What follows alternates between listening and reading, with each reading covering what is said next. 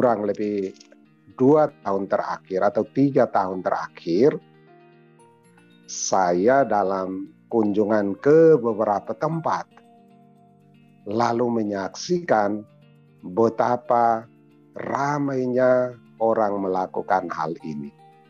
Yang dari tahun-tahun lalu tidak pernah muncul, tiba-tiba sekarang muncul dalam bentuk yang lain.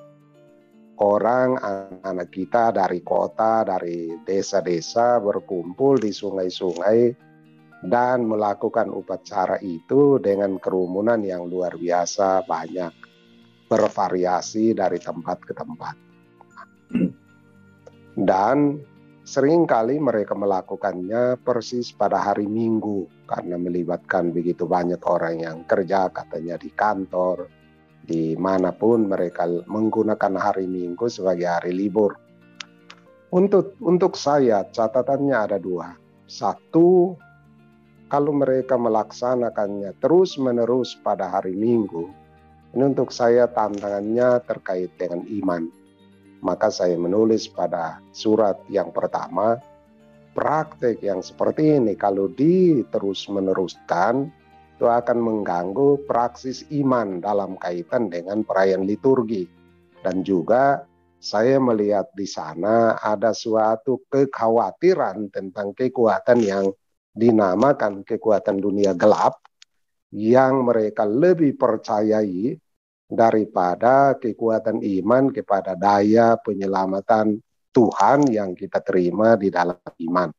Itu poin yang pertama di dalam surat. Mengapa itu ditulis? Karena pengalaman seperti itu.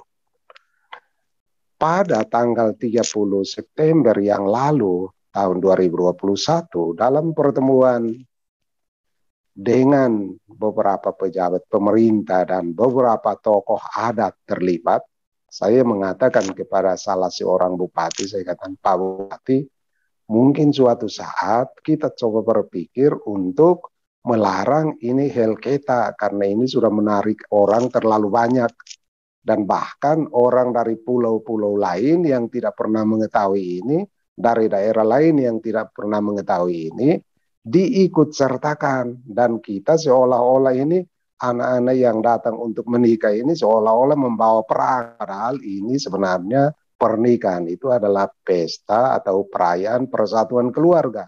Kenapa kita membawa-bawa apa yang dikatakan dari dulu permusuhan, padahal mereka-mereka yang datang untuk menikah ini adalah anak-anak kita yang mempunyai niat baik untuk membangun keluarga mereka sebagai orang-orang Kristen. Itu poin saya tertulis di dalam surat, mengapa itu kalau kita melaksanakan terus-menerus akan membawa serta konsekuensi kita memisahkan orang, lalu seakan-akan kita menyatukan di dalam upacara itu dengan segala itu.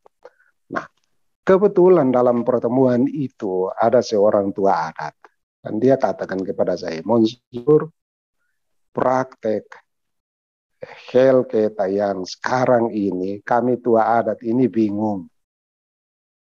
Karena kami tidak tahu mau bahasakan bagaimana, sebab kalau menurut pengalaman kami, kita dari TTU, dengan bahasa adat kita, sejak dulu sudah ada apa yang dinamakan Lep Kisantun Bobo. Artinya kita punya Helketa ini sudah tidak perlu karena jalan kita sudah terbuka dan tidak perlu lagi diadakan.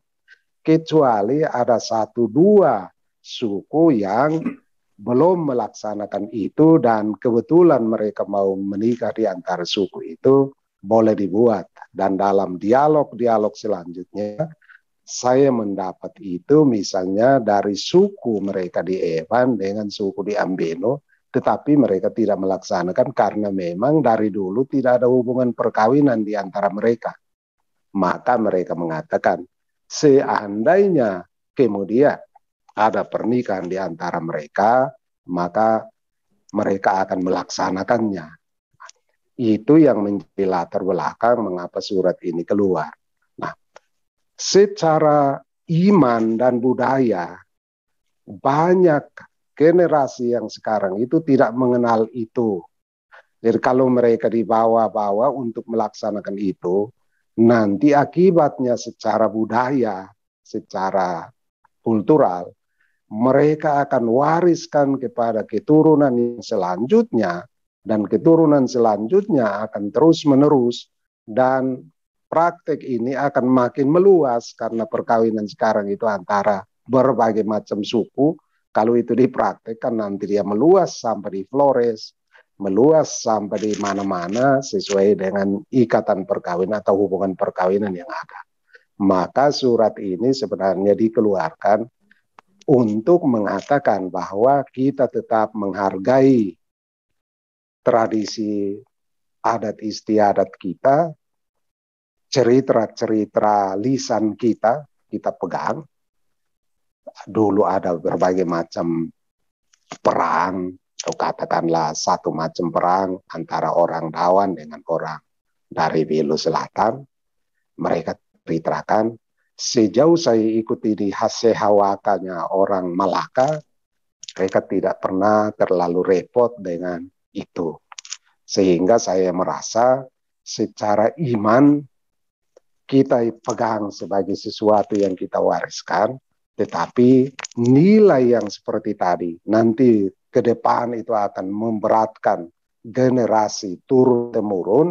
Sebaiknya sekarang kita bebaskan mereka supaya mereka berkembang lebih lanjut sebagai anak-anak Tuhan yang akan berkembang di tengah pergolakan dunia ini dengan cara yang lebih bebas.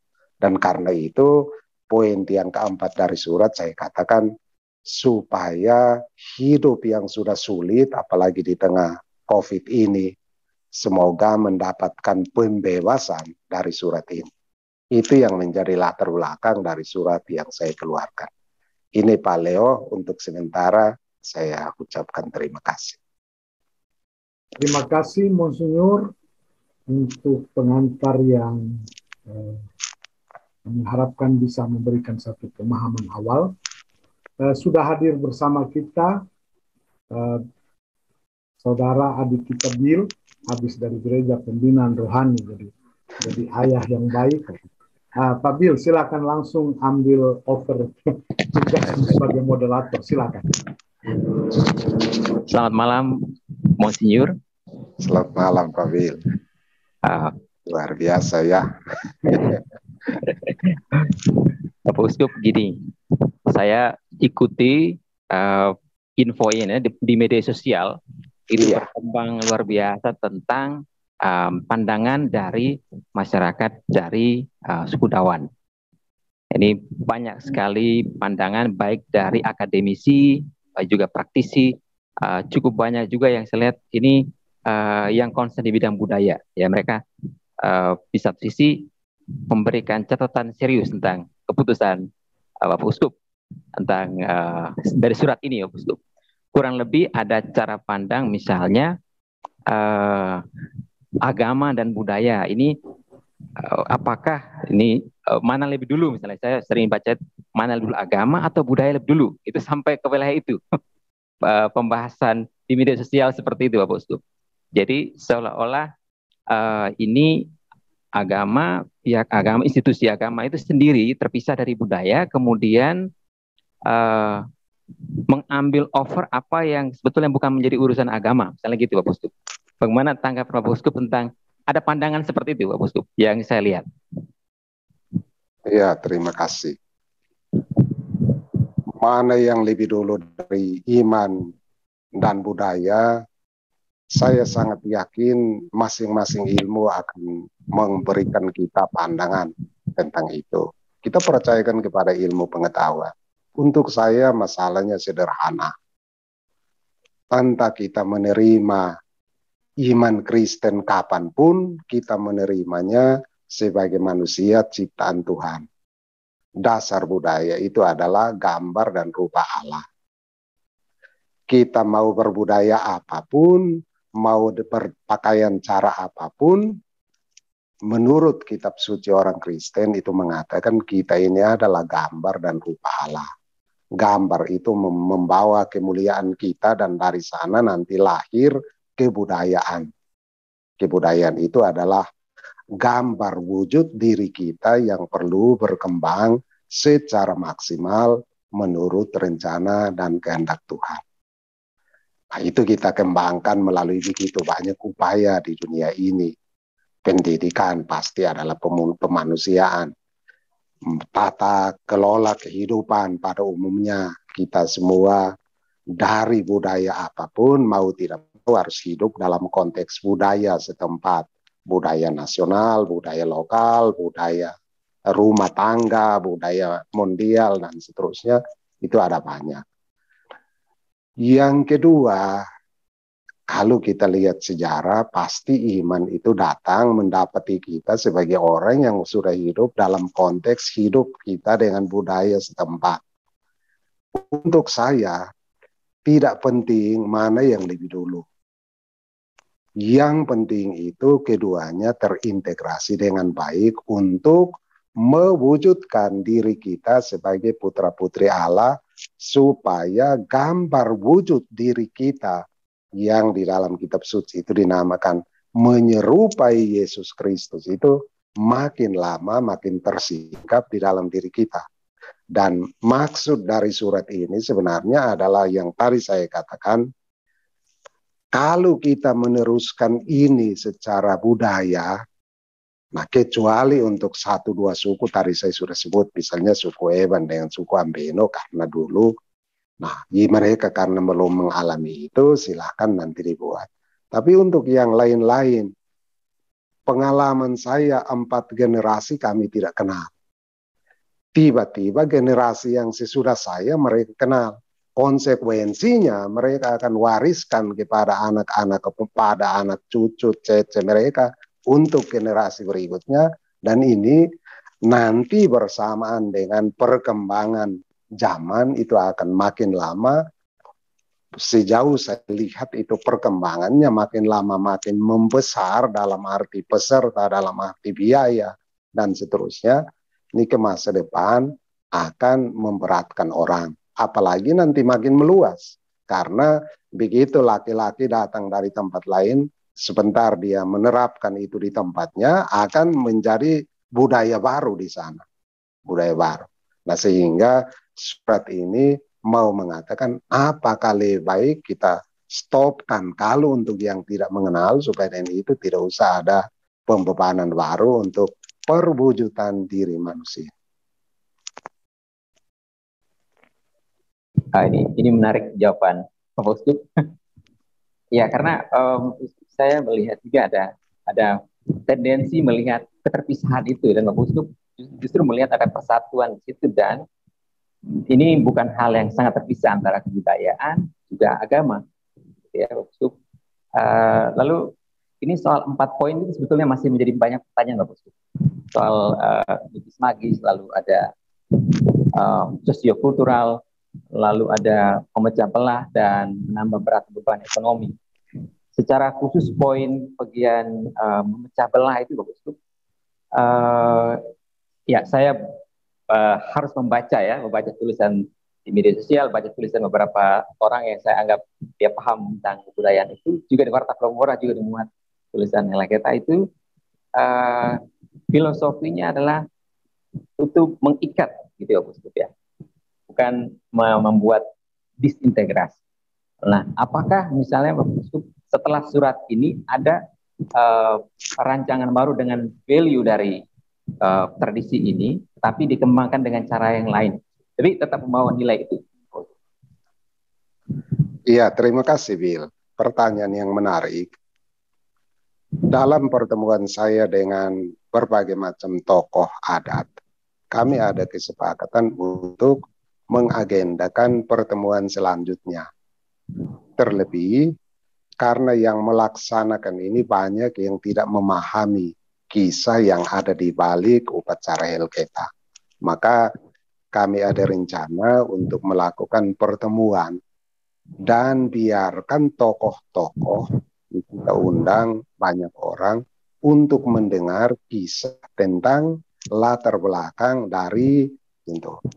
Nah, kalau saya mendengar tutur adat dan mereka berbicara tentang berbagai macam hubungan antara orang Dawan, orang Belo, orang TTS, orang Kupang, dalam bahasa dan orang Malaka. Dalam bahasa adat, saya tidak menemukan alasan untuk helketa dalam arti praktek, karena awal surat saya itu mencermati fenomena yang berkembang akhir-akhir ini. Nah, ini supaya sesuatu itu ditempatkan pada nilainya, pada porsinya. Sehingga dari satu pihak, kebudayaan kita, tradisi-tradisi kita, itu tidak menentang, tidak bertentangan dengan iman. Sebaliknya juga, praktek penghayatan iman tidak menghalangi kita untuk hidup sebagai manusia berbudaya. Nah, ini yang sementara ada kesepakatan dengan tokoh-tokoh dan pemerintah setempat menyetujui agar kami melakukan itu, karena tugas saya adalah juga melakukan berbagai macam pendekatan dengan pemerintah, bagaimana kita melakukan pelayanan yang lebih baik bagi masyarakat, bagi umat di segala bidang kehidupan, termasuk juga bidang kebudayaan. Nah, ini untuk saya sangat menarik sebenarnya. Nah, saya kembali kepada apa yang tadi dikatakan, poin tentang memecah belah, poin saya yang ketiga. Nah, yang ada di balik upacara helketa ini adalah sebenarnya suasana perang dan permusuhan. Sementara di dalam tutur adat, tua-tua adat mengatakan bahwa mereka yang dalam bahasa daerah itu dinamakan Laepki Santun Bobo, itu artinya ada sejenis pohon di hutan yang dia berduri dan duri-durinya itu akan menangkap semua pohon yang di situ, lalu membuat halangan untuk orang bisa lewat. Mereka bilang itu halangan seperti itu sudah dipotong dan jalan kita untuk perkawinan itu sudah mulus. Tidak perlu lagi kita melakukan itu. Nah, ini yang menjadi dasar mengapa saya mengeluarkan surat itu. Jadi kalau jalan sudah lurus, jalan sudah terbuka, kenapa kita yang lain, yang anak-anak sekarang yang tidak mengetahui ini, mereka pasang lagi ini untuk menghalangi mereka supaya baru mereka buka lagi. Saya katakan secara ekstrim, sebaiknya kalau mereka mau melakukan itu, mereka sekalian perang. Nah, ini latar belakang mengapa saya mengatakan kalau kita melaksanakan itu, kita membawa serta di dalam ini dasar jiwa kita itu adalah suasana konflik dan perang. Yang kita seakan-akan secara ritual mau damaikan. Tapi kita bawa terus-menerus di dalam diri kita. Dan ini kita akan wariskan kepada generasi muda sebagai yang akan menghiasi jiwa mereka. Apakah kita mau supaya kita melahirkan anak-anak Tuhan dengan jiwa yang seperti ini? Padahal Tuhan kita Yesus Kristus melalui darah terindahnya sudah menebus kita. Nah, ini pertanyaan yang perlu direfleksikan secara ilmu, secara budaya, dan juga secara iman. Nah, itu poin saya ada di situ.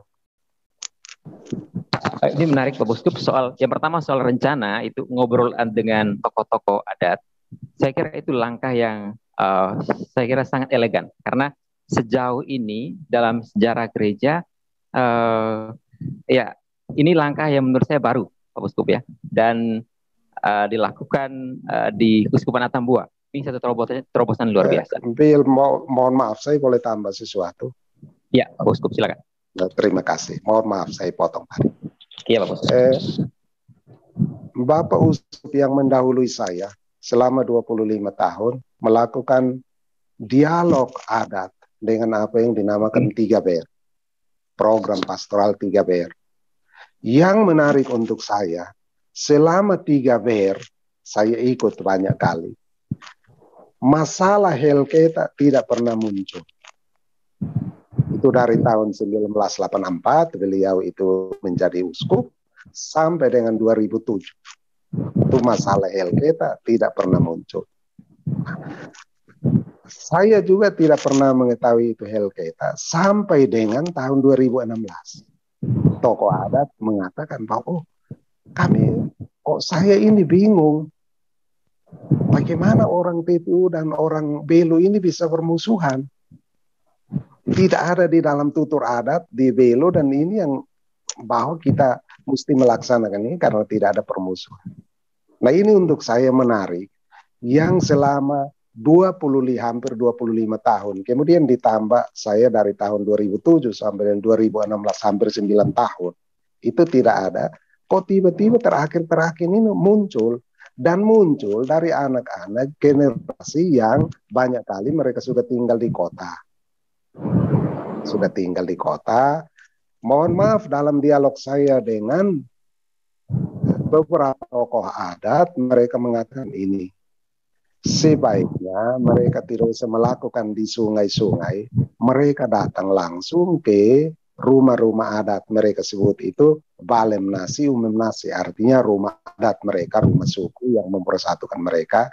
Nanti mereka akan dibuat upacaranya di sana sederhana, lalu mereka tidak perlu sampai ke kali-kali. Nah, ini yang kita mau, supaya mereka kalau mau mencari kebenaran tentang nilai-nilai yang hidup di sana, mereka kembali menemukannya di sumber kesatuan yang mengikat suku itu, yaitu di, bukan sekedar rame-rame datang dari kota dengan segala macam itu, datang sekedar untuk ini. Dan ada bahasa yang diungkapkan oleh tua adat mengatakan ini, maaf saya omong dalam bahasa Dawa,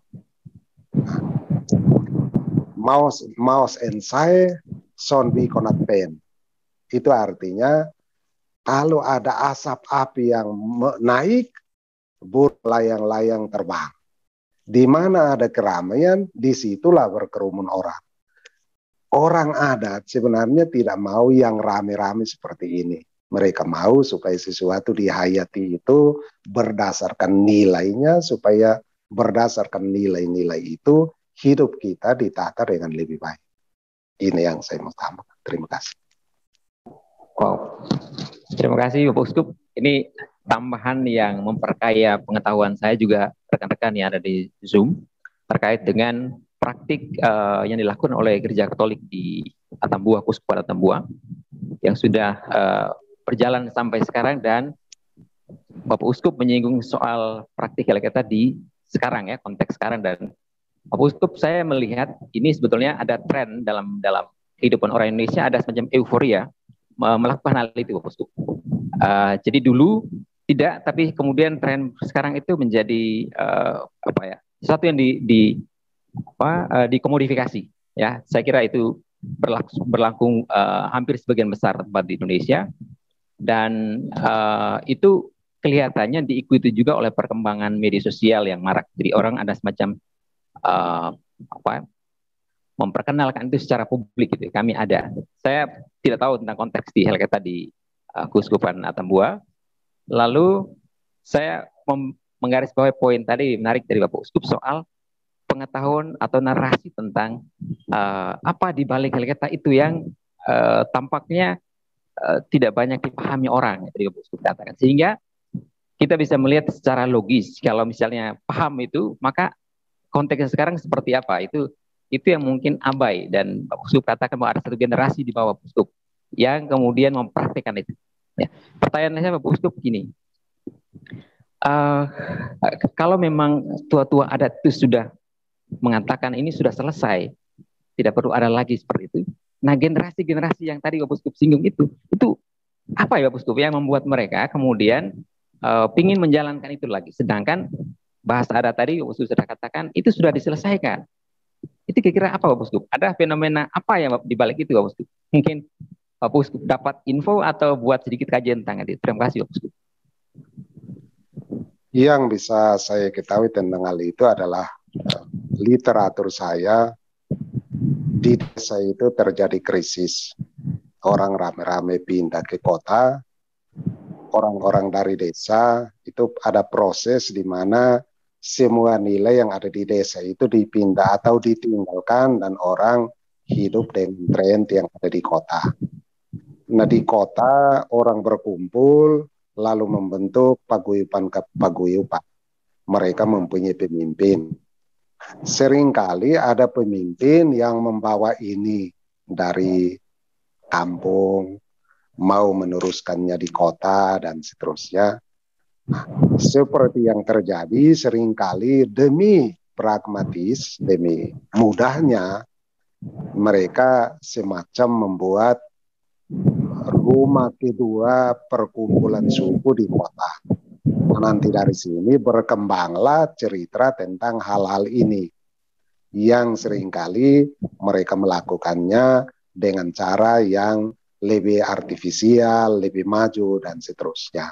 Nah, kalau yang seperti ini, ada yang perlu kita bicarakan lebih lanjut, bagaimana menyambung nilai, supaya tidak terjadi keterputusan antara nilai-nilai asli yang dalam bahasa adat itu dinamakan balem nasi, umem nasi, kuam nasi, itu artinya kembali ke sumber asli, kembali ke sumber asal. Dan ada satu buku dari Pater Gregor yang sangat bagus tentang We Seek Our Roots. Kalau misalnya saya yang menulis, saya akan katakan We Seek Our Origins. Karena untuk saya, supaya nanti kita secara iman dan budaya bisa sampai kepada apa yang dinamakan prinsip-prinsip paling mendasar dari kehidupan kita.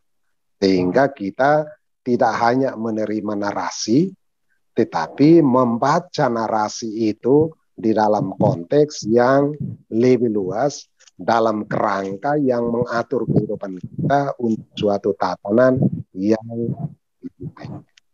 Nah, ini yang untuk saya penting.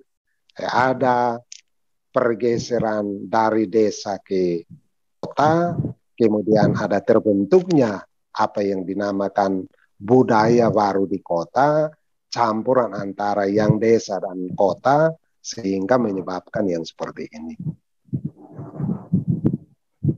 Oke, Pak Uskup, ini beberapa obrolan kita ini sebetulnya juga untuk memberikan sedikit wawasan bagi kami, bagi teman-teman yang tidak sempat ikut ini karena kapasitas yang terbatas. Maka di grup Zoom ini sudah ada pertanyaan-pertanyaan, Uskup. Bolehkah saya mengajukan pertanyaan yang sudah disampaikan oleh teman-teman di Zoom? Silakan. Oke, Uskup. Saya mulai dengan pertanyaan dari Oke, silakan yang angkat tangan. Mungkin host bisa kasih mic-nya, nyalakan mic. Ini ada.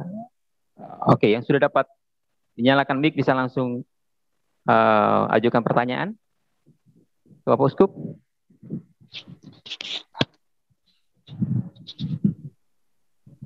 Oke, terima kasih Pak Bill sudah memberikan kesempatan kepada saya untuk bertanya. Saya nama ini dari Parokines Leu, asal saya Parokines Leu, sekarang domisili di Jakarta. Baik, ketika saya membaca surat dari keuskupan yang mengeluarkan surat ini, awalnya saya sepertinya itu, wah ini kok kayak saya merasa bahwa ini seperti suatu ancaman, ya. Suatu ancaman. Ini saya secara pribadi ya, seperti suatu ancaman karena dari konsekuensi yang dikeluarkan oleh keuskupan, salah satunya itu bisa dapat membatalkan perkawinan. Dari segi isi yang sudah dijelaskan dalam surat ini, saya sangat menerima ya. Ketika ini mungkin sudah ada penelitian khusus dari keuskupan bahwa melihat sengketa ini adalah bertentangan dengan praktek mistis magis. Itu yang pertama. Yang kedua, tidak memiliki dasar dalam kehidupan sosial kultur, mungkin bisa saja itu terjadi. Yang kedua, memecah belah hubungan kekerabatan dan menambah berat beban ekonomi. Saya dari keempat ini semua saya ada komentar, Pak Bill. Silakan. Yang pertama, bertentangan dengan iman Katolik. kalau bertentangan dengan iman Katolik dari saya juga berharap.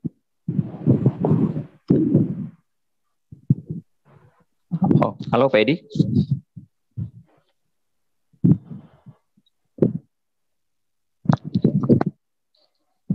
Oh, oke. Ini rupanya sinyalnya kurang stabil, Pak Edi. Oke. Mungkin ya, mohon maaf ini sinyal kurang stabil Pak Edi. Kelihatannya saya baca saja dulu pertanyaan yang sudah ada. Ini dari Ricky Ulu, Bapak. Apakah memang cukup kuat untuk melarang Helketa hanya berdasarkan cerita-cerita beberapa tokoh? Apakah sudah ada pihak uskupan, sudah ada kajian, misalnya gitu? Pertanyaan dari Ricky Ulu untuk Bapak Uskup. Mungkin satu pertanyaan dulu Bapak Uskup ya. Iya, terima kasih. Ya, terima kasih ya. Ya, terima kasih saudaraku Ricky. Ya. Kekuatan itu kita bisa ukur dari berbagai macam ukuran. Saya sebagai uskup bertanggung jawab untuk pelaksanaan sakramen pernikahan dengan tugas yang ada di dalam apa yang dinamakan forma kanonika di dalam sakramen pernikahan. Yang untuk saya paling penting di sana adalah kesempurnaan pribadi manusia di dalam ikatan perkawinan yang nanti konsekuensinya berkembangnya cinta dan lahirnya keturunan yang akan menjadi tanggung jawab orang tua untuk membesarkan mereka secara Kristiani. Kalau diukur kekuatan dari Helketa, mohon maaf saya akan beri contoh. Ponakan saya dari saudari saya yang bungsu menikah namanya Kolo dengan Kolo. Kami 4 generasi yang lebih dulu tidak mengenal Helketa. Tiba-tiba dia melakukan Helketa. Konsekuensinya untuk keturunannya selanjutnya nanti mereka setiap kali Helketa karena ini bagian dari yang akan dipikulkan ke atas dirinya sebagai beban yang saya namakan itu beban kultural untuk selanjutnya. Padahal kami 4 generasi tidak mengenal itu sampai dengan mamanya, sampai dengan adik bungsu saya. Tiba-tiba ini mereka Helketa. Saya tanya ini dari mana datangnya? Sebab konsekuensi lebih jauh dan karena ini menyangkut anak-anak Tuhan yang akan dipercayakan kepada pasangan yang menikah. Kalau saya ditanya tentang apakah cukup kuat, siapa yang berani untuk mengatakan bahwa membantu manusia untuk bisa bebas dari beban yang tidak diperlukan itu tidak cukup kuat. Kalau ada orang yang mengatakan bahwa tidak cukup kuat, silahkan. Saya tidak bertanggung jawab karena saya punya pertanggungjawaban itu adalah pertanggungjawaban demi anak-anak Tuhan yang perlu dipersiapkan di dalam kehidupan keluarga dengan baik. Itu jawaban saya untuk mengukur sejauh mana surat ini menjadi kuat. Karena kita membangun kehidupan keluarga melalui sakramen pernikahan itu adalah untuk membentuk keluarga-keluarga supaya orang tuanya berkembang menjadi pribadi-pribadi yang baik dan anak-anak yang dipercayakan Tuhan melalui pernikahan itu mereka dididik dan dibesarkan, dikembangkan jiwa dan raga untuk menjadi anak-anak Tuhan yang berkembang baik. Nah, kalau Helketa seperti kasus yang tadi saya katakan dan ini sudah terlalu banyak kasus setiap tahun pastor-pastor paroki mengalami pernikahan yang seperti ini, kalau mereka meneruskan, ini generasi yang sekarang akan mengikuti sebagai sesuatu yang kita berkembang sekarang dan menjadi beban untuk mereka kemudian karena ini menjadi bagian nanti yang di dalam sistem perkawinan ini sudah menjadi bagian dari kewajiban adat. Oke. Ini kurang lebih jawaban saya. Terima kasih Bapak Uskup. Ini lagi ada pertanyaan dari, saya baca saja pertanyaannya. Ini dari Mustika. Ya, ini pertanyaannya, dalam terang ajaran gereja, apakah kita secara esensinya bertentangan ajaran iman? Apakah esensinya itu bertentangan dengan ajaran iman? Tapi saya kira tangkap Bapak Uskup tadi konsekuensinya Bapak Uskup ya. Konsekuensinya lebih pada kita menaikkan suatu beban yang oleh generasi-generasi terdahulu tidak dilaksanakan, tidak dikenal dalam secara praksis, dan itu untuk generasi yang berikut, ponakan saya dengan anak-anaknya yang kemudian mereka akan kena karena mereka melakukan. Oke, baik, terima kasih Pak Uskup. Ini dari Pak Lazarus.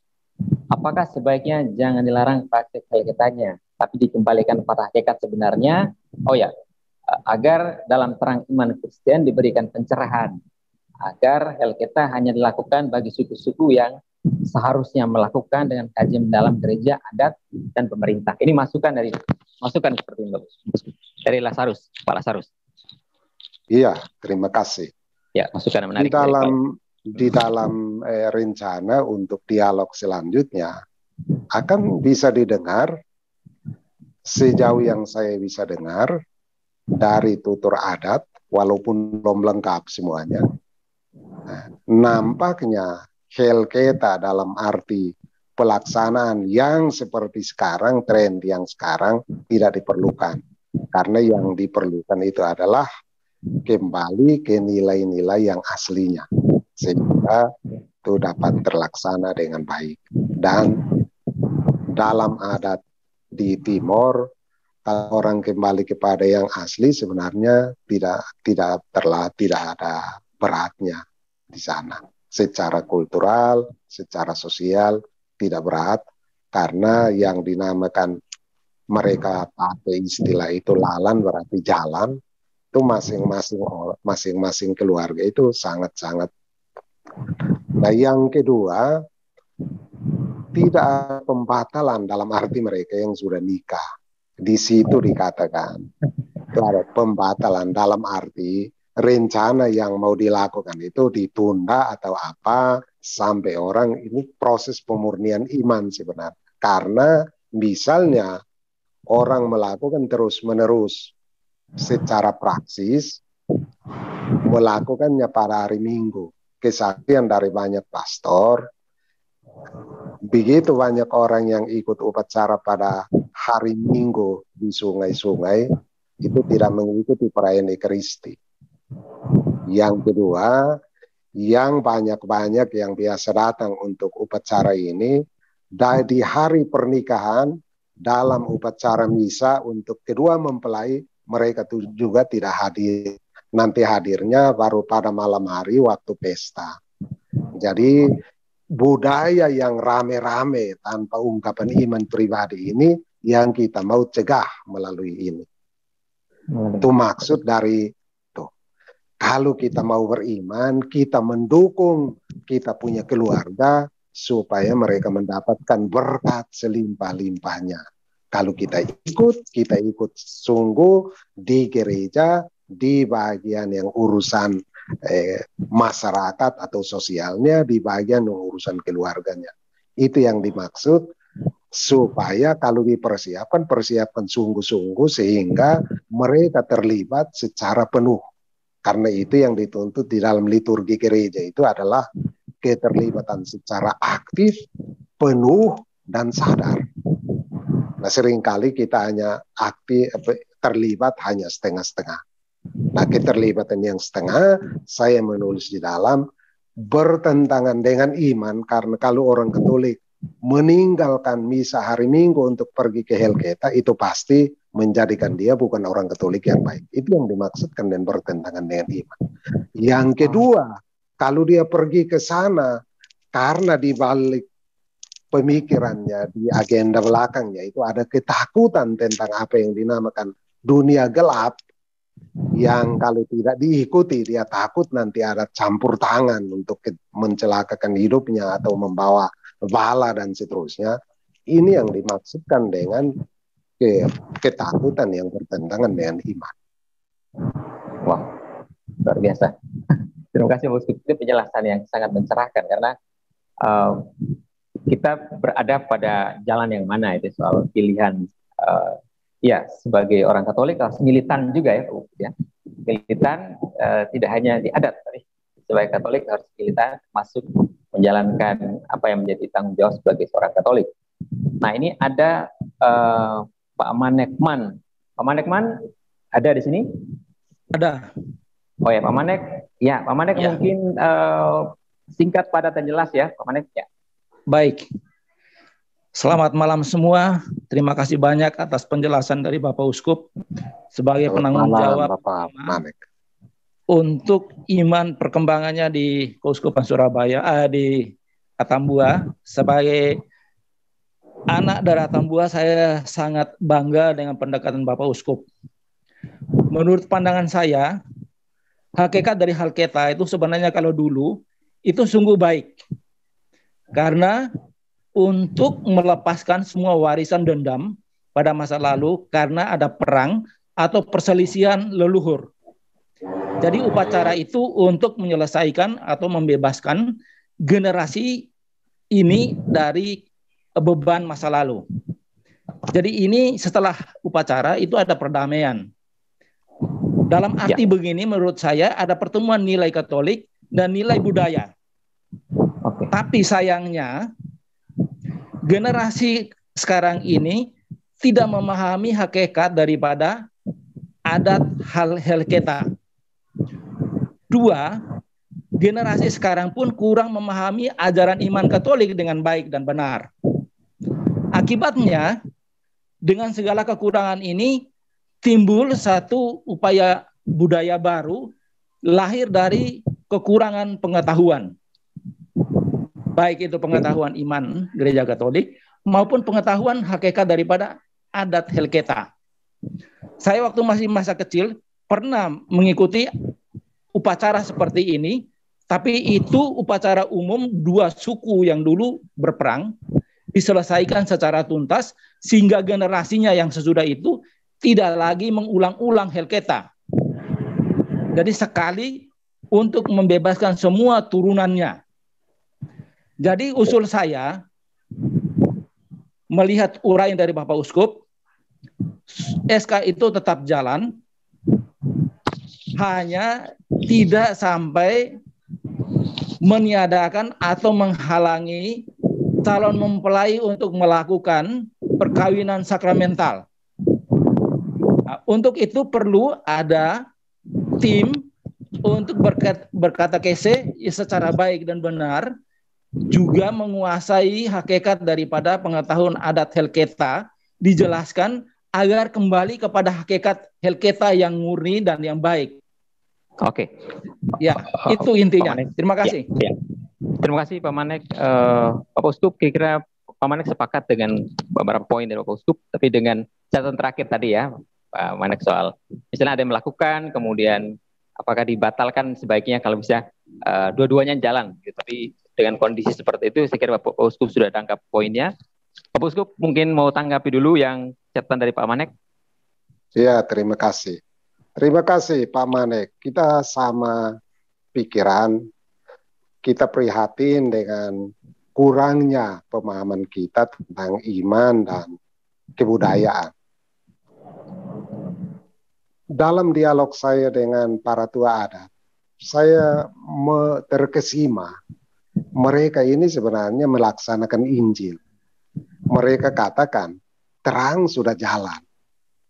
Dalam beberapa kali yang mereka lakukan di tempat mereka dipimpin oleh tua adat, mereka sampai membakar.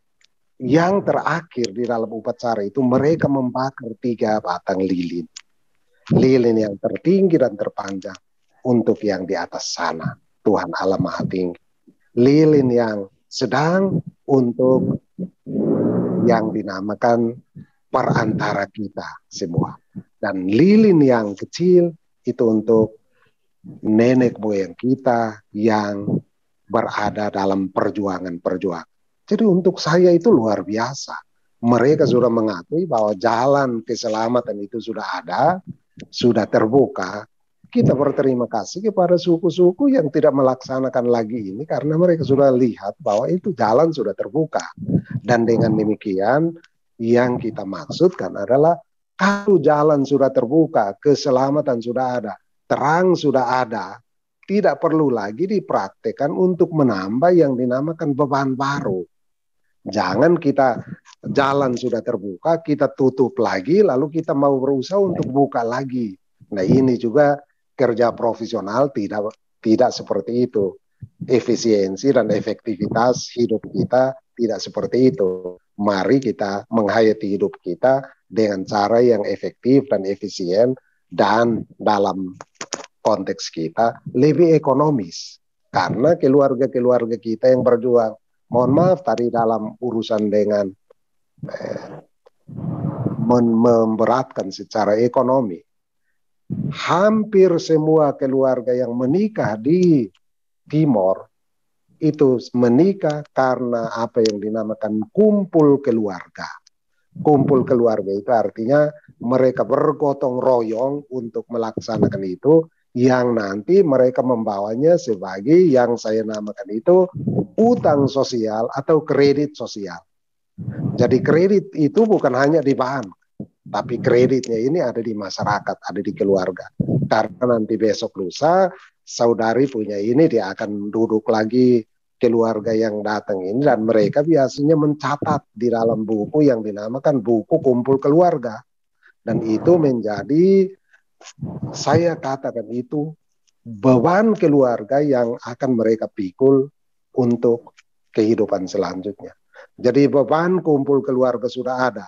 Kita tambah lagi beban untuk Helketa. Ini orang pikul 2 beban, yang makin lama makin berat. Kalau kita merasa seperti ini, mohon maaf, saya sebagai uskup melihat perlu ada proses pembebasan. Saya tidak punya keinginan untuk membatalkan orang punya. Itu sakramen, itu adalah urusan kekudusan. Tuhan Allah punya rahmat, Tuhan Allah punya keselamatan. Saya hanya bersama dengan para pastor, kami hanya pelayan. Kami melayani sambil mengarahkan, mari kita pilih jalan yang terbaik.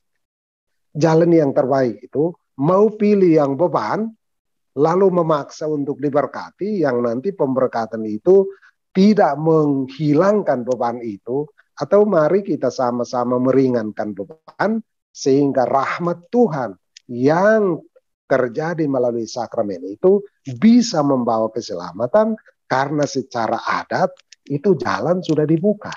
Dan rahmat itu mengalir melalui apa yang biasa dinamakan di dalam ilmu itu dinamakan harus ada kerjasama antara rahmat dan kodrat.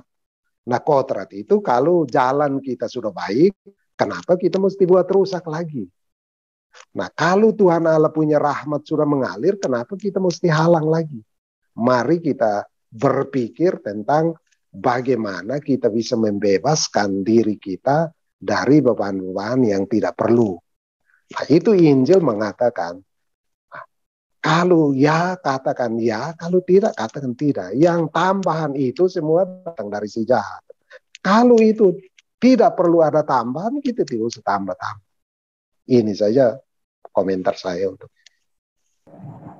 Ya, Pak Uskup, di sini ada Pater Fritz ya. Pater Fritz, saya baca juga catatan Pater Fritz di salah satu media, dia menanggapi surat Bapak Uskup.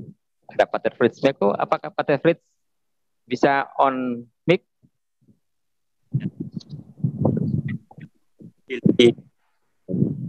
Oh ya. Halo Pater Fritz. Oke. Silakan Pater. Monsinyur yang saya kasihi, terima kasih sekali untuk kesempatan yang diadakan ini oleh Warta Flobamor. Ini bagi saya luar biasa. Jujur sekali saya mau katakan bahwa ketika pertama membaca surat dari Bapak Uskup, saya harus bilang sejujur-jujurnya saya sedih, tetapi juga serentak kecewa. Saya sedih karena saya melihat bahwa Bapak Uskup menambah beban bagi leadership-nya. Yang kedua, Bapak Uskup suatu saat akan tersandung dengan keputusannya. Karena Bapak Uskup adalah anak asli dan tidak mungkin lari dari situ adat. Lalu saya melihat bahwa Bapak Uskup menyakiti perasaan hati umatnya sendiri, terutama orang Dawan, karena kalau umat sudah disakiti hatinya, sebab ini menyangkut nyali dan rasa terdalam dari masyarakat. Karena sebelum agama-agama masuk, jujur, kita harus katakan bahwa konsep-konsep tentang Ur-Ofhen baru atau Wahyu Purba itu terutama diusung oleh William Smith, itu sudah ada. Jadi sebelum agama-agama datang, konsep ilahi itu sudah ada. Sehingga itu tentunya diyakini oleh masyarakat kita secara umum, khususnya orang Dawan. Maka dengan adanya surat ini, sejujurnya, Monsinyur, banyak orang merasa terluka.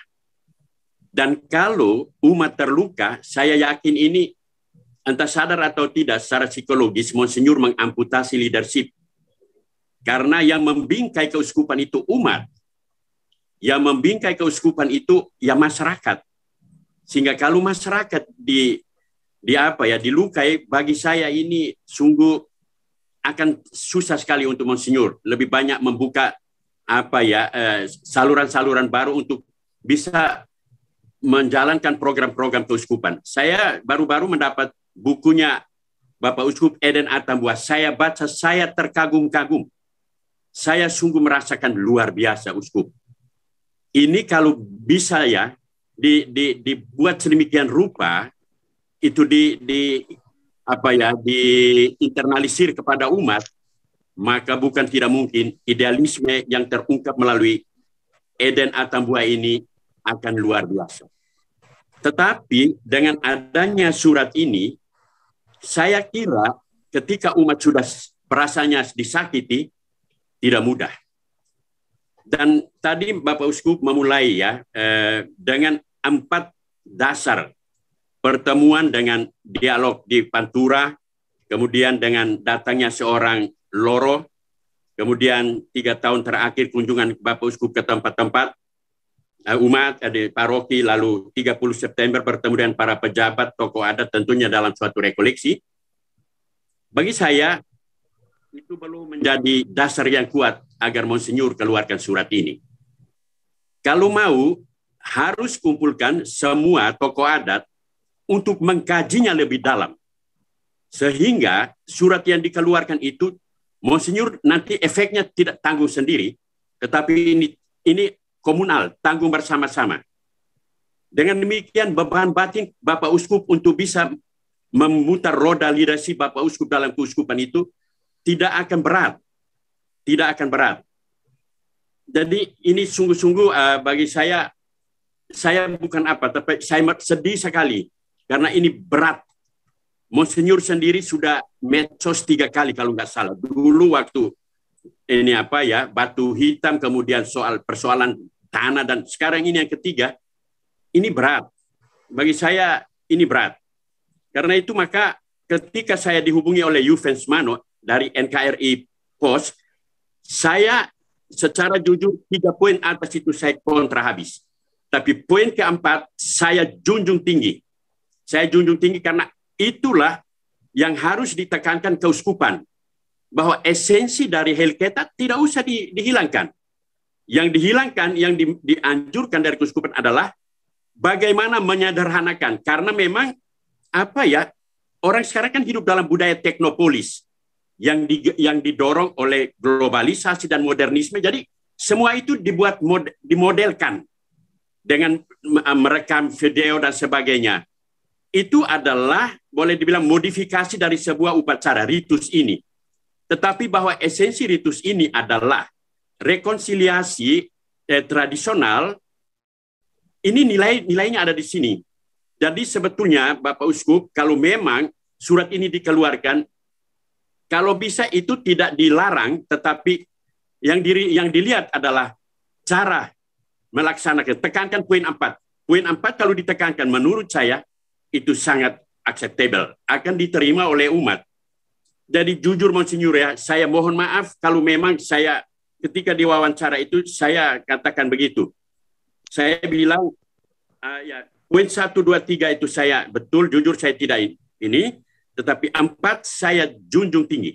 Karena memang kita harus lihat bahwa budaya kita ini adalah apa ya? Orang kita itu kan apa ya? Bilang begini, nah kita on miopon ate tah on usif. Tetapi de facto di dalam praksis orang kita sendiri itu memangkas atau mengamputasi filosofi ini seperti orang Jawa bilang alon-alon waton kelakon. Maka orang Dawan kalau hitna kita on usif miopon ate tah on usif, tetapi kalau disuruh untuk maju mau progres dia bilang himi hungkit love kamu dulu. Akhirnya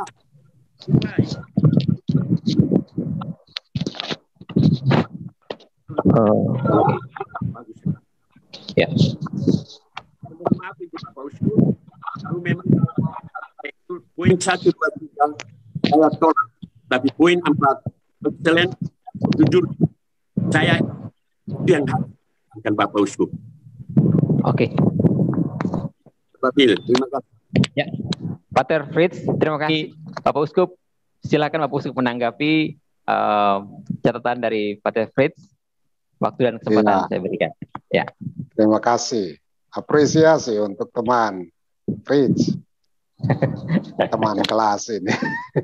Saya punya pengkhotbah waktu pesta perak imamat. Terima kasih. Oke. Fritz, kita sebagai anak Timor, saya undang, kalau nanti jadwal sudah ditetapkan, saya undang, kalau bisa kita hadir dalam dialog. Surat yang saya keluarkan itu adalah sebuah bimbingan untuk umat. Saya menyadari konsekuensinya. Bimbingan yang seringkali kalau kita menyampaikan melalui himbauan itu,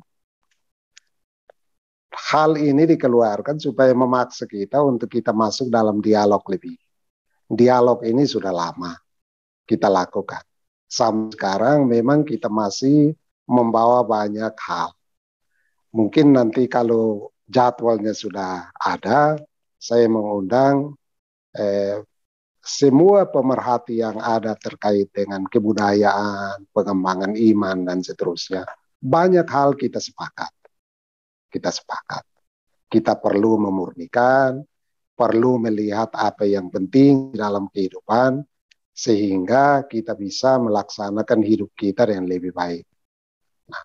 Catatan-catatan tentang banyak hal yang harus kita usahakan pasti itu ada. Kita saling mengundang nanti. Kalau dalam dialog, saya akan mengundang Pater untuk kalau boleh, kalau punya waktu bisa hadir.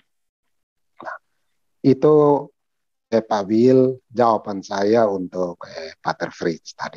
Terima kasih. Ya, Pater, ini diundang langsung oleh Bapak Uskup. Pater Fritz. Oh, Pater mungkin sinyalnya. Oke, terima kasih Bapak Uskup. Satu bentuk penghargaan yang luar biasa, mengundang semua pihak dan untuk membicarakan hal itu. Saya kira poin dari Pater Fritz juga sama seperti yang Bapak Uskup rencanakan itu, yakni ini menjadi keputusan bersama. Itu, Bapak Uskup. Lalu ini ada beberapa komentar lagi dari Yosef Leu. Hemat saya Helketa ini menjadi tren di keuskupan kita ini. Salah satu penyebabnya karena generasi sekarang minus pengetahuan tentang maksud dan tujuan dari Helketa.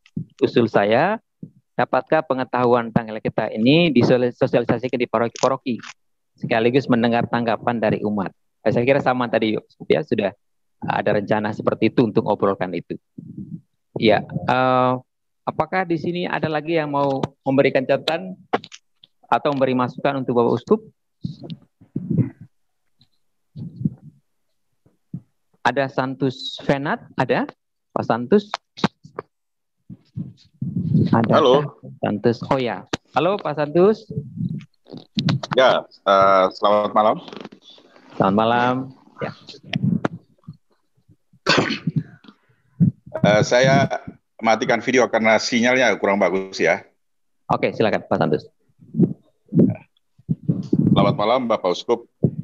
Selamat malam Pak Santus. Selamat malam untuk teman-teman semua.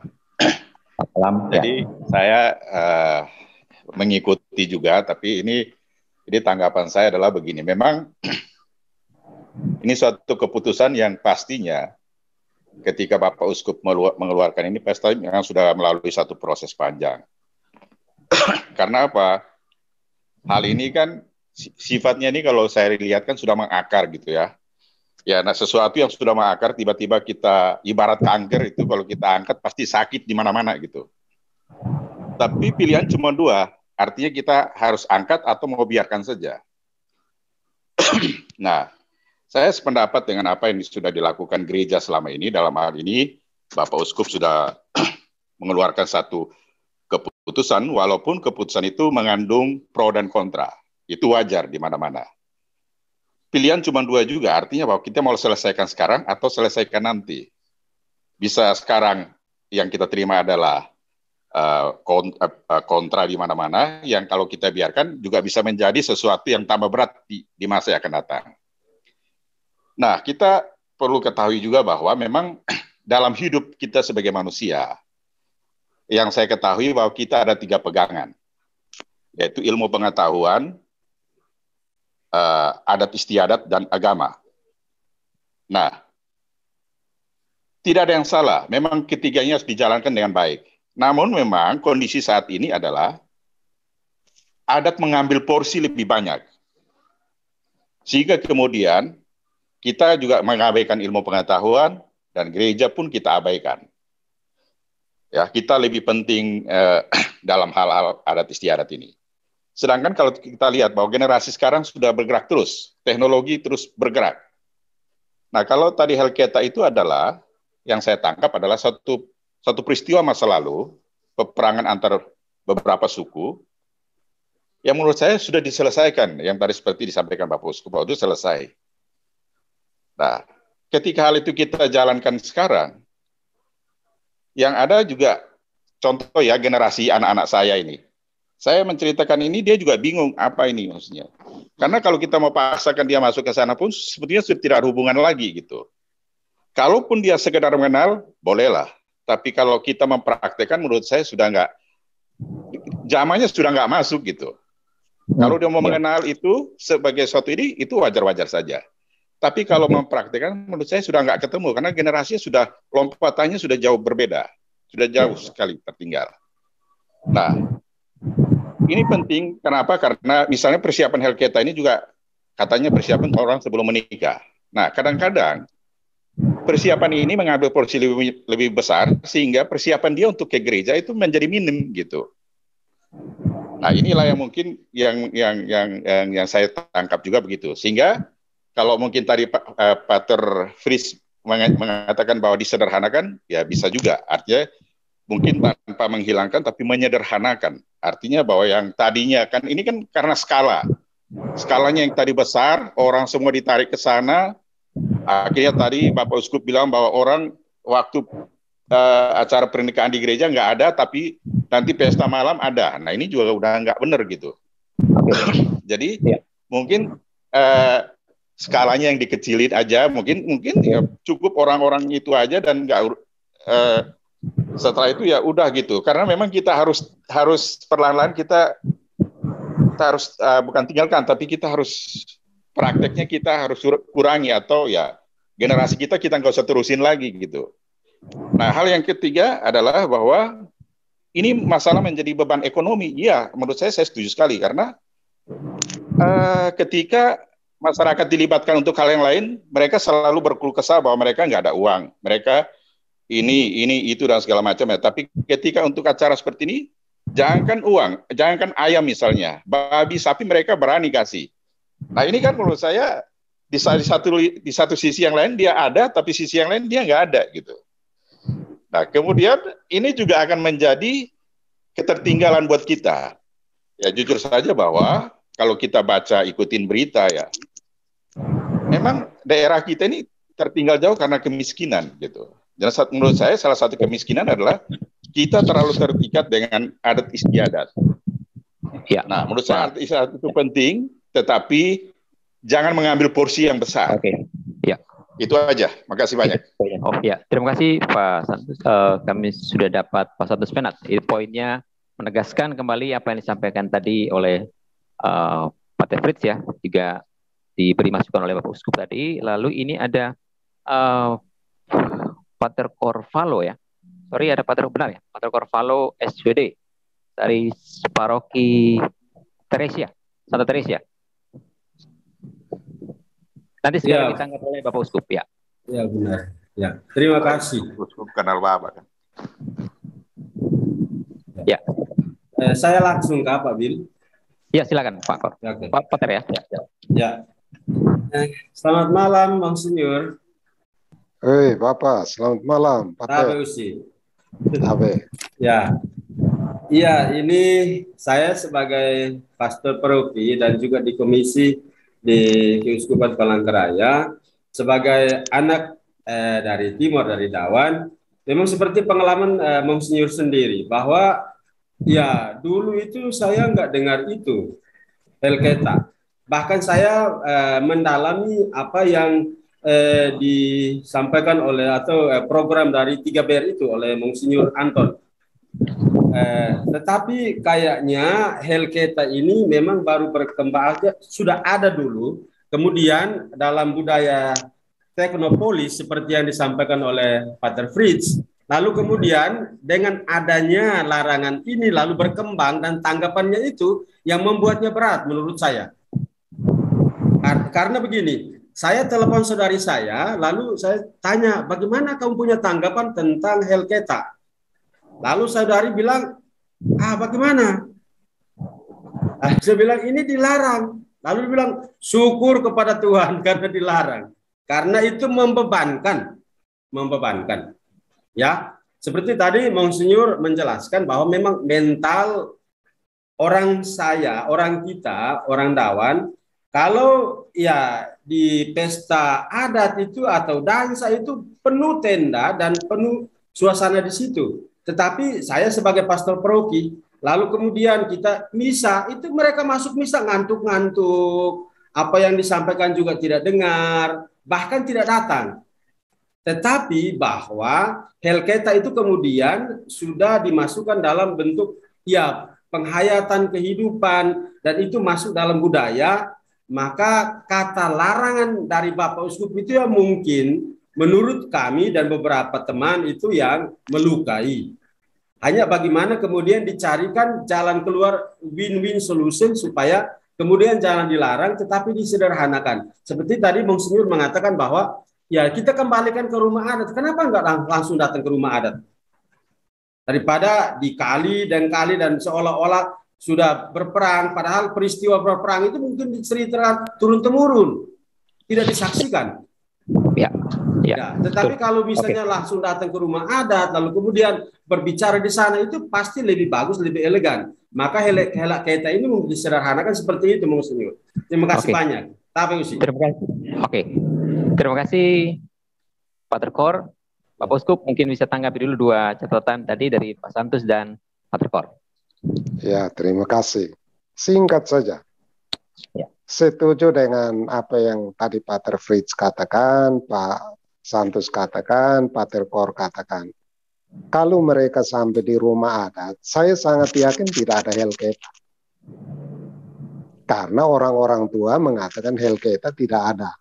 Mereka paling-paling itu diterima di rumah adat, lalu didudukkan di sana, upacaranya sederhana, dalam upacara yang paling asli itu 1 ekor ayam, 1 botol sopi, lalu 1 batang lilin, mereka di situ selesai. Itu saja yang sebenarnya. Yang kalau saya pakai kata larangan itu semacam satu alasan.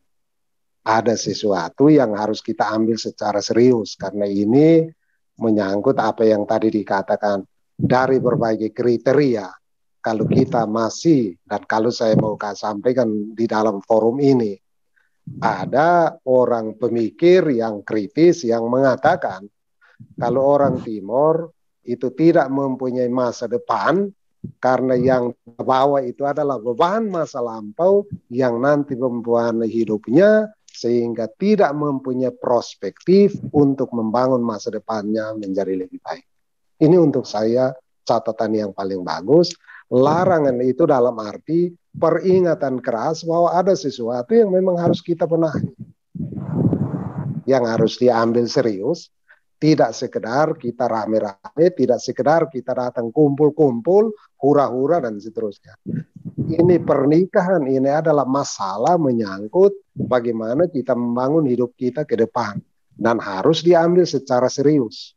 Jadi bukan sekedar kita datang rame-rame atau apa. Tapi itu adalah pilihan pribadi yang akan dijalani untuk selanjutnya selama hidup. Kalau kita tidak mempersiapkan itu dengan baik, malah kita menambah-nambah beban yang tidak perlu. Kita juga yang akan itu. Larangan yang dikatakan di dalam surat, saya mohon maaf untuk semua yang merasa terluka. Saya bukanlah tipe orang yang mau menyusahkan orang. Itu hanya semacam peringatan keras bahwa ternyata fenomena yang terakhir ini membuat kita masuk dalam situasi baru yang harus kita perhatikan dan harus kita benahi kembali. Itu saja tanggapan saya. Pak Uskup, luar biasa tanggapan itu. Ini masih ada beberapa teman mau berbicara. Pak Markus Laka, ini tadi sudah dulu tadi saya beri kesempatan untuk Pak Uskup dulu. Pak Markus, adakah di Zoom ini? Pak Markus Laka, silakan. Oke, selamat malam saudara-saudara semua. Selamat malam yang mulia Bapak Uskup Atambua. Saya Markus Laka, saya dari Australia. Malam Markus ya. Ya, saya terus terang saya secara pribadi yang mulia Bapak Uskup itu mempunyai tongkat kegembalaan yang mungkin kita sendiri sebagai umat Katolik harus menyadari itu yang pertama-tama. Bahwa ada kesalahan ataupun ada sesuatu yang salah itu pasti akan terjadi. Rasul Petrus sendiri juga bersalah langsung pada Yesus. Tetapi ada pengampunan. Di sini Bapak Uskup, surat yang pertama itu kalau kita melihat secara kasat mata, di situ menyimak fenomena yang ada. Berarti ada sesuatu di balik itu, pemikiran-pemikiran sehingga Bapak Uskup bisa mengatakan itu. Saya sendiri terus terang hanya mau menyampaikan kesedihan saya melihat bagaimana reaksi kita yang sangat-sangat menyudutkan diri kita sendiri sebenarnya. Apalagi ini pada media sosial. Kita harus berkaca pada diri kita sendiri. Kita harus melihat apa yang sudah kita buat. Kalau kita melihat dari roadmap-nya Keuskupan Atambua, Taman Eden, itu berarti ada apa di balik itu. Hanya itu aja saya mau masukkan buat kita saudara-bersaudara semua. Dan dari tanah yang rantau saya minta, tolong, mari kita jaga sama-sama. Terima kasih. Oke, terima kasih Pak Markus memberi masukan untuk kita semua ya, khusus untuk masyarakat dari Keuskupan Atambua ya, untuk memeriksa kembali apa sebetulnya yang ada di balik putusan Bapak Uskup, juga terkait dengan sikap kita di sebagai umat Katolik. Ini dari Pak Niko. Pak Niko silakan, Pak Niko. Pak Niko, Pak Niko.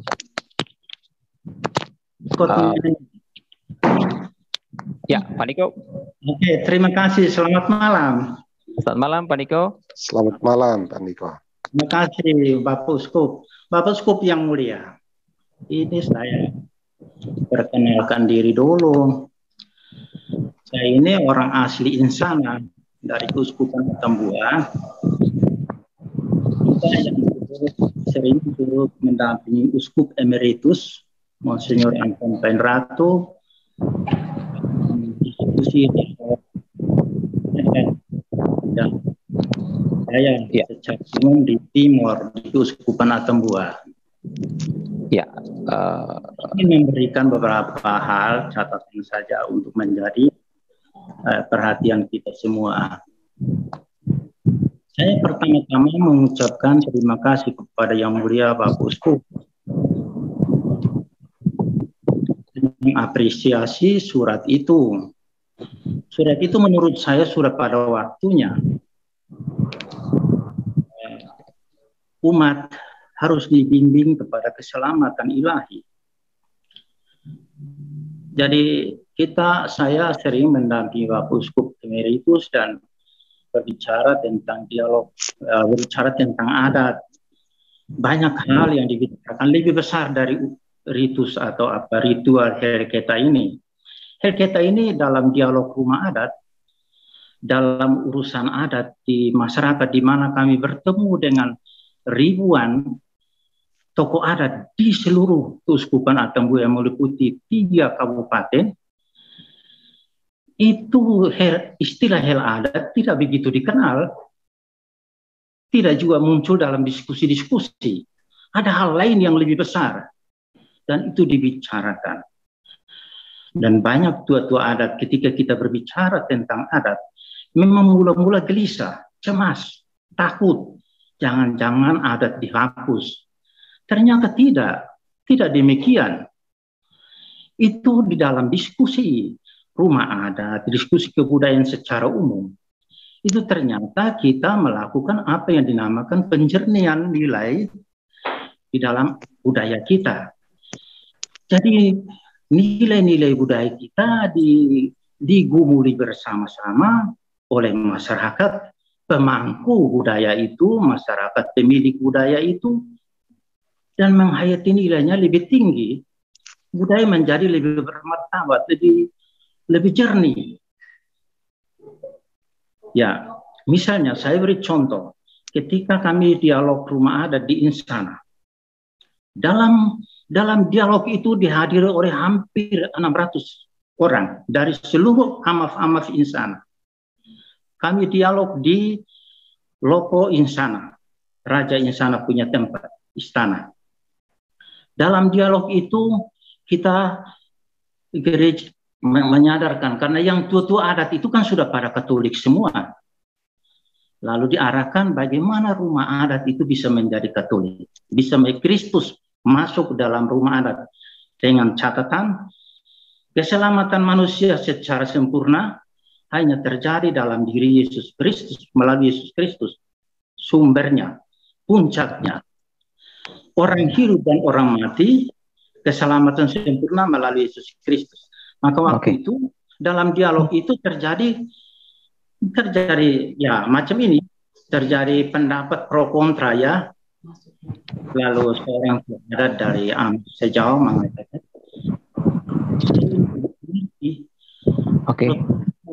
Kristus masuk dalam rumah adat, bagaimana saya bisa berperan dalam rumah adat? Tapi kemudian dijelaskan dan akhirnya dia terima.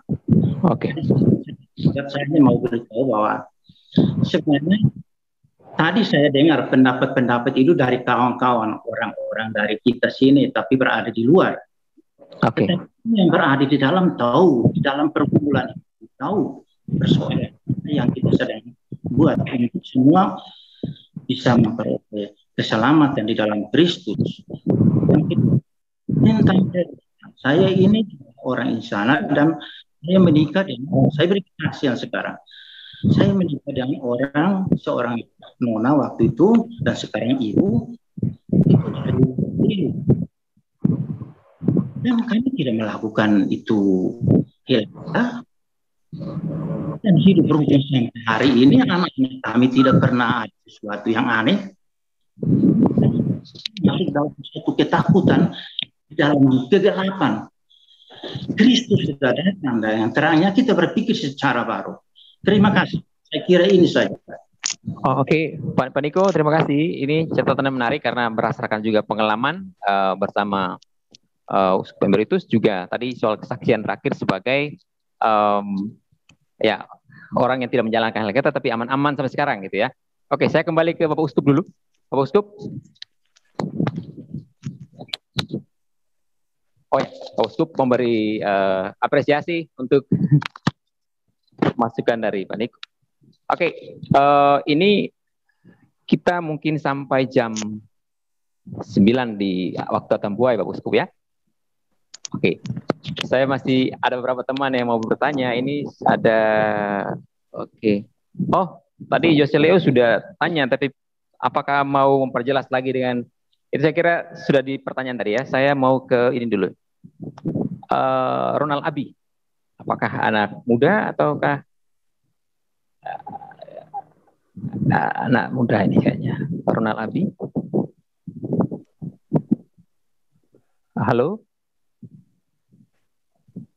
Ronald.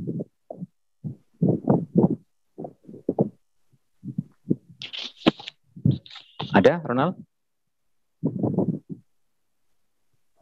Oh, silakan Ronald, suaranya tidak kedengaran. Unmute. Oke, silakan. Oh, masih belum kedengaran juga Ronald suaranya. Sorry Ronald, masih belum kedengaran suaranya.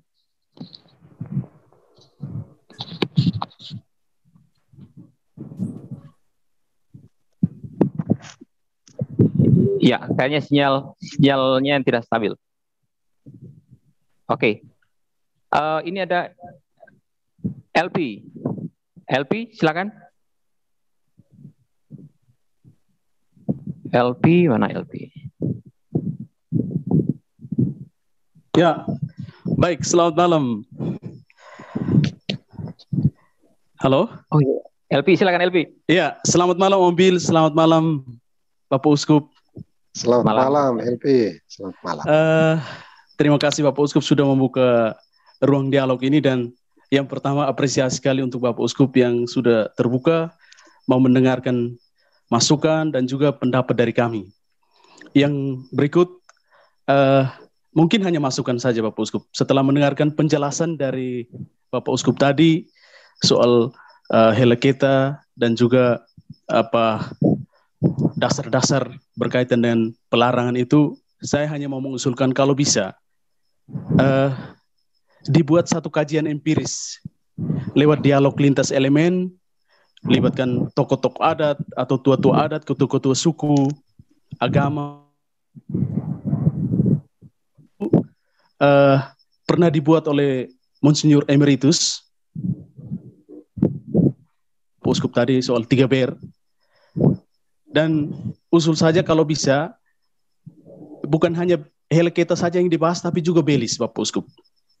Karena fenomena Belis di Tanah Timur, di Belu, Malaka, TTU ini sudah menurut saya ada penyimpangan-penyimpangan yang sudah dibuat oleh tua-tua adat atau keluarga-keluarga tertentu, yang Belis itu sudah tidak didudukan pada tempatnya, tapi berdasarkan legasi dari leluhur, dari nenek moyang dulu, tapi berdasarkan dia punya bapak kerja di mana. Kalau dia punya bapak kepala dinas, bupati, itu berarti gaji Belis ratusan juta, bisa sampai ratusan juta, 200 juta, 250 juta, 500 juta, seperti itu.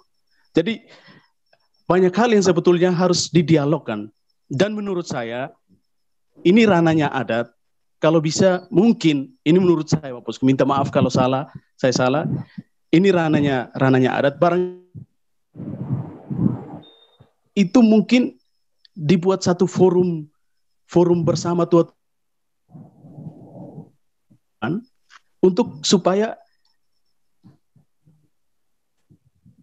tua-tua adat itu, Bapak Uskup, supaya seperti yang tadi di awal moderator sudah katakan bahwa ada loncatan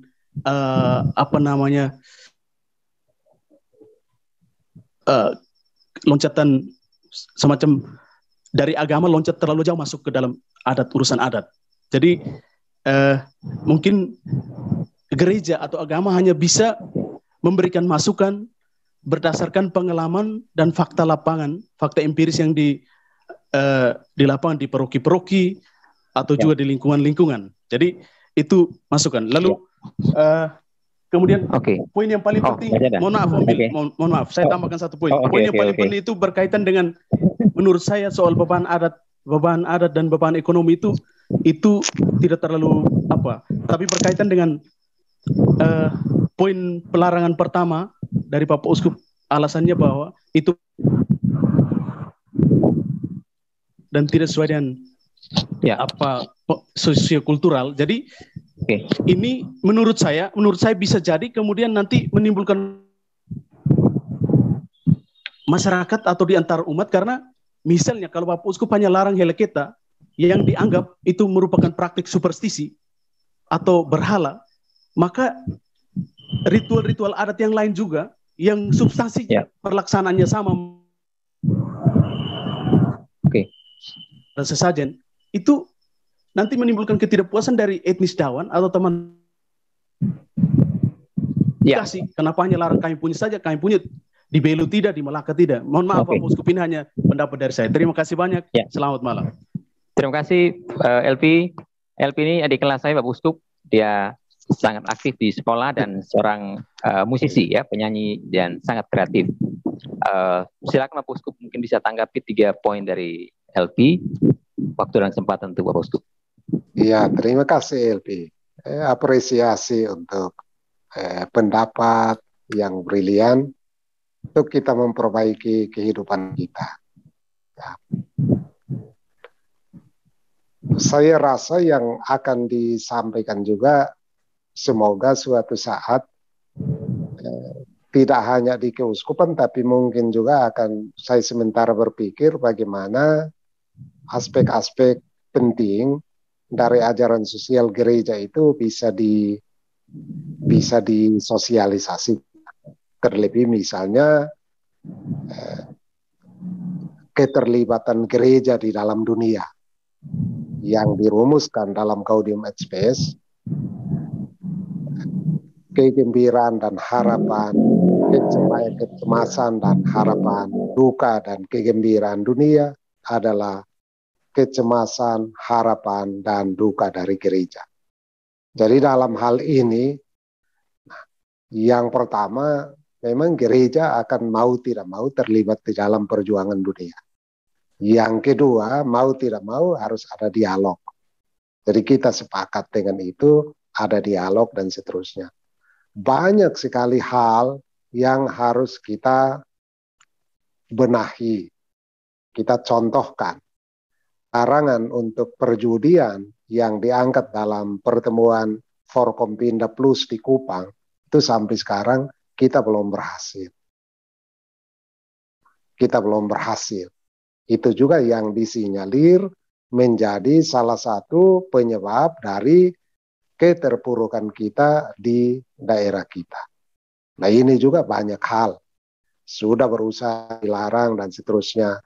Banyak kali kami dari gereja, saya bersama para pastor dimarahi dan seterusnya. Nah, kita sementara berbenah. Semoga nanti suatu saat kalau melalui dialog, sekarang melalui Zoom mungkin kita bisa dialog interaktifnya lebih bagus, kita mendapatkan pemahaman-pemahaman bersama yang lebih baik. Jadi saya mengapresiasi untuk itu. Ada juga yang mengatakan kenapa tidak sekalian Belis dilarang. Saya bilang itu terlalu jauh. Karena itu menyangkut apa yang dinamakan apresiasi dan estimasi terhadap nilai-nilai perkawinan di dalam gereja. Nah, saya sebagai uskup mengharapkan semoga pada suatu saat Belis kita itu berubah rupa.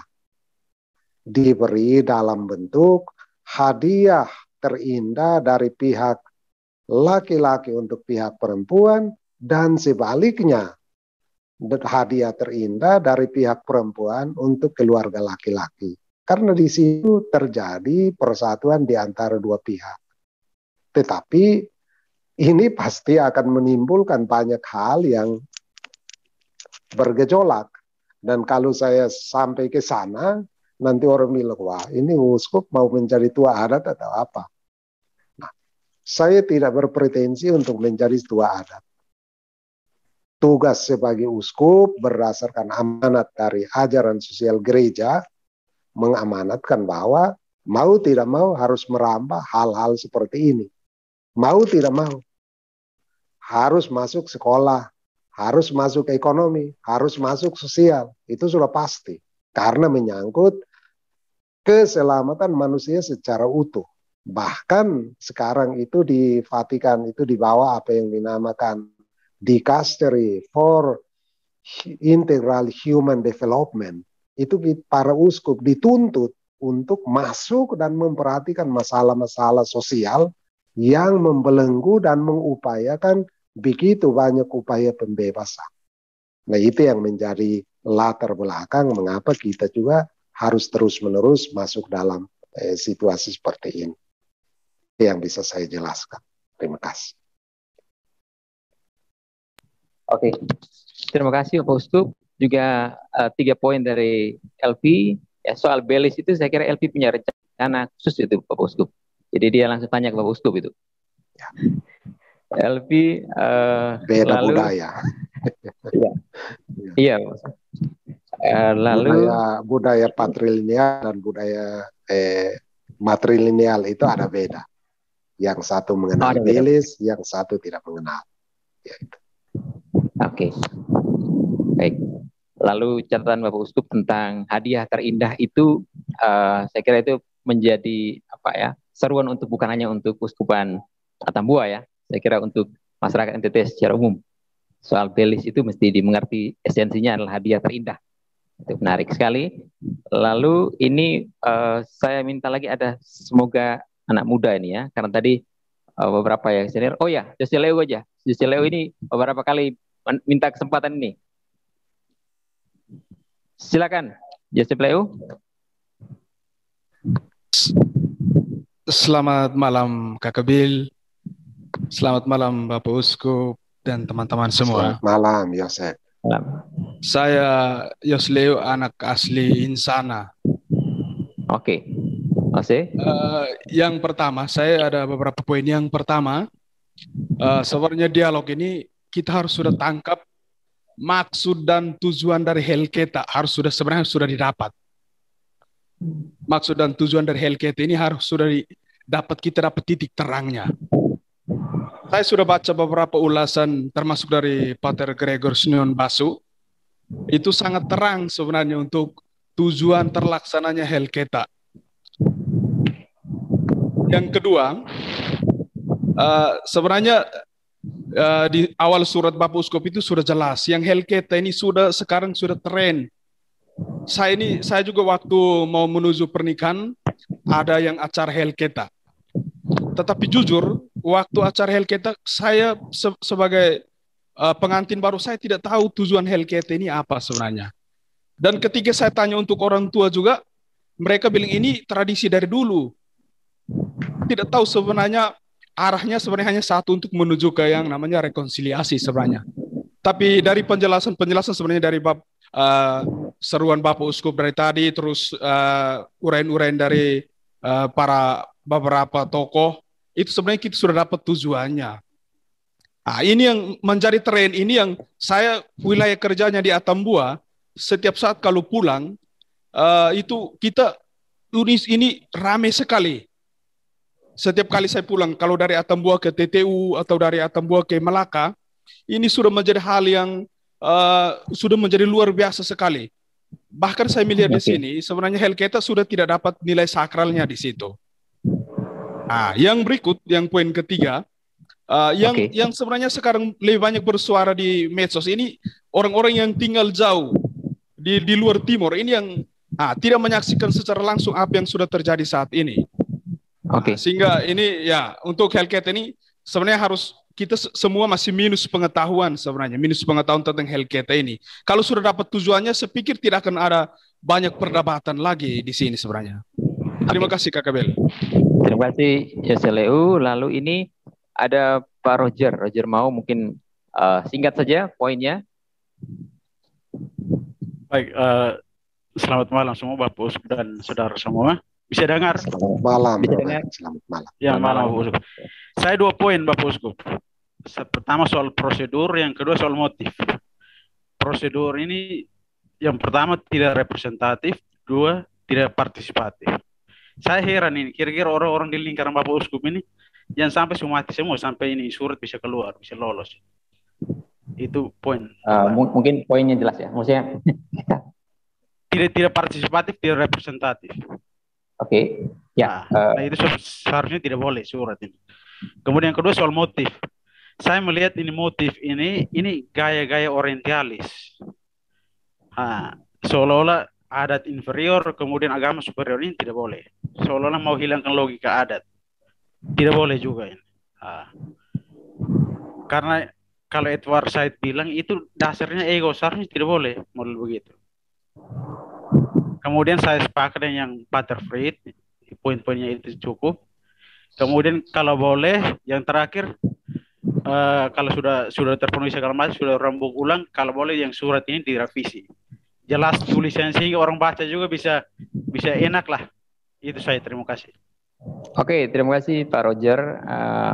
Lalu ini kita sudah 7:57. Saya kembalikan dulu ke Bapak Uskup untuk menanggapi beberapa poin yang sudah disampaikan. Terakhir Pak Roger. Ya, terima kasih. Ya. Satu hal yang saya apresiasi adalah surat ini akan ditindaklanjuti dengan dialog. Setuju untuk kita mengadakan dialog, mendalami budaya kita, melihat sisi-sisi positif dan negatif dari budaya kita. Kita ini adalah anak dari budaya, anak dari kehidupan ini sendiri, dan anak yang dipanggil Tuhan untuk keselamatan. Dalam mengupayakan itu ada banyak hal yang memang harus diupayakan. Salah satunya melalui ini. Banyak sekali upaya yang harus dilakukan. Salah satunya melalui dialog.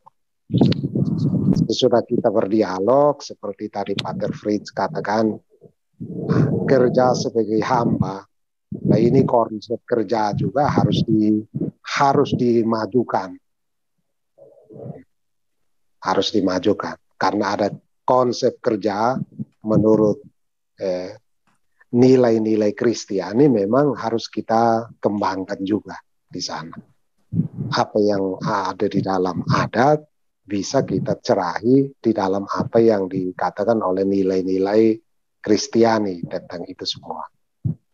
Nah, adat dan iman tidak perlu terlalu bertentangan. Ada hal-hal yang bisa disejajarkan, tapi ada hal-hal yang juga bisa saling mengoreksi. Di dalam prinsip itu, pasti Injil harus mencerahi semua bentuk budaya. Nah, itu baru apa yang dinamakan inkulturasi yang benar. Ya, maka ini benarnya juga suatu bentuk di mana kita mencerahi kehidupan kita dengan konteks budaya yang ada pada kita. Yang kedua, bagaimana memurnikan iman kita.